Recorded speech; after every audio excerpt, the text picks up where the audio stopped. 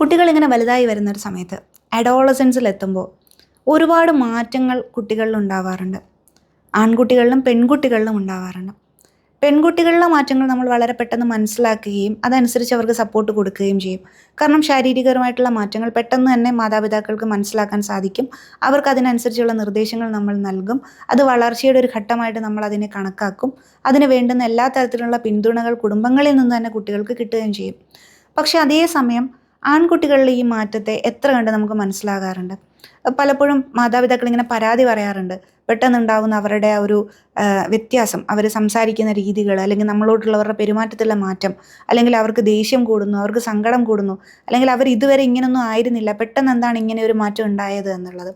അപ്പോൾ ഈ ഒരു അഡോളസൻസിൻ്റെ ഒരു കാലഘട്ടം എന്ന് പറയുന്നത് അവർക്ക് ശാരീരികപരമായിട്ടും മാനസികപരമായിട്ടും ചേഞ്ചസ് ഉണ്ടാകുന്ന ഒരു സമയമാണ്. അപ്പോൾ അതിനെ അങ്ങനെ തന്നെ നമ്മൾ മനസ്സിലാക്കി എടുക്കുക എന്നുള്ളതാണ് അതിൻ്റെ ഏറ്റവും പ്രധാനപ്പെട്ട ഒരു കാര്യമെന്ന് പറയുന്നത്.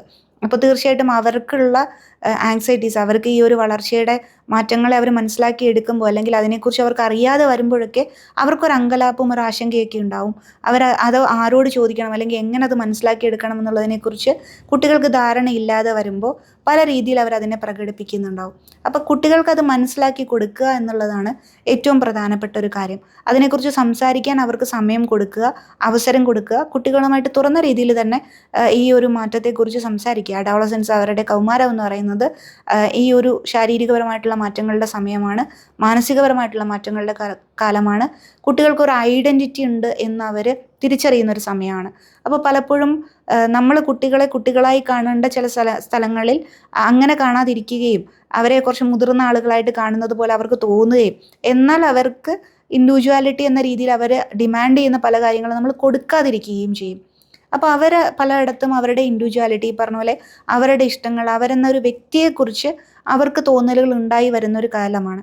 അവരുടെ പേര്, അവരുടെ വ്യക്തിത്വം, അവരെന്നുള്ളൊരു വ്യക്തിയെക്കുറിച്ച് അവർ കൂടുതൽ ബോധവാന്മാരാവുന്നൊരു സമയമാണ്.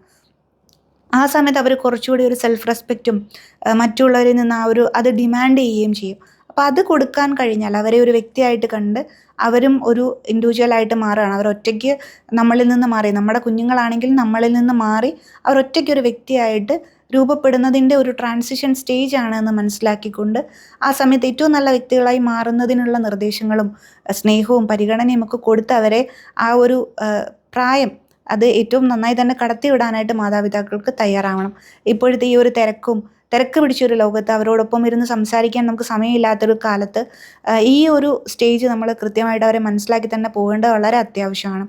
പ്രത്യേകിച്ച് നമുക്ക് എല്ലാവർക്കും അറിയാം, കൗമാരം എന്ന് പറയുന്നത് പിയർ ഗ്രൂപ്പിൻ്റെ ഇൻഫ്ലുവൻസ്, അഥവാ കൂട്ടുകാരിൽ നിന്നുള്ള ഇൻഫ്ലുവൻസ് ഏറ്റവും കൂടുതൽ ഉണ്ടാകുന്ന ഒരു സമയമാണ്. അവർക്ക് ബാക്കിയുള്ള മാതാപിതാക്കളെക്കാട്ടിലും ബാക്കിയുള്ളവരെക്കാട്ടിലും ഒക്കെ കൂടുതലായിട്ട് കൂട്ടുകാരാണ് ഏറ്റവും വലുത്, അതാണ് ശരിയെന്ന് തോന്നുന്ന ഒരു പ്രായമാണ്. പക്ഷേ ആ സമയത്ത് കൃത്യമായിട്ടുള്ള നിർദ്ദേശങ്ങൾ നമുക്ക് നൽകാൻ സാധിച്ചില്ലെങ്കിൽ അത് തീർച്ചയായിട്ടും ഒരു അപകടത്തിലേക്ക് തന്നെയാവും പോകുന്നത്. നമ്മൾ ഈ ഒരു സമയത്ത് കാണുന്ന ഒരുപാട് കേസുകളുണ്ട്. ലഹരി ഉൾപ്പെടെയുള്ള കാര്യങ്ങളിലേക്കൊക്കെ കുട്ടികൾ പോകുന്നത് പലപ്പോഴും ഈ പീർ ഗ്രൂപ്പ് ഇൻഫ്ലുവൻസിലാണ്. അപ്പം അതിൽ നിന്നൊക്കെ വഴിമാറി നടക്കണമെങ്കിൽ അവർക്ക് വീടിനോടും കുടുംബത്തോടും മാതാപിതാക്കളോടും ഒക്കെയുള്ള സ്നേഹവും അടുപ്പവും ആ ഒരു ബന്ധത്തിലുള്ള ഒരു തീവ്രതയൊക്കെ വളരെയധികം ഉണ്ടാവേണ്ടത് വളരെ ആവശ്യമാണ്. അങ്ങനെ നമ്മൾ പറയുന്ന കേൾക്കാൻ നമ്മുടെ മക്കൾ തയ്യാറാവണമെങ്കിൽ അവരുടെ ആ മാറ്റത്തിൽ വളരെ സന്തോഷത്തോടു കൂടി പോസിറ്റീവായിട്ടുള്ള ഒരു ചേഞ്ചിന് നമ്മൾ അവരോടൊപ്പം നിൽക്കേണ്ടത് വളരെ ആവശ്യമാണ്.